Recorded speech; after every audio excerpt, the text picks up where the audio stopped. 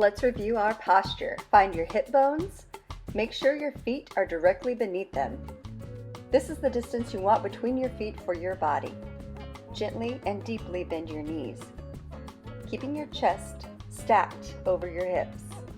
Relax those shoulders. Dispense your weight evenly on your feet. Practice relaxing into this posture, especially if you're new to World Fusion or belly dance. And hydrate.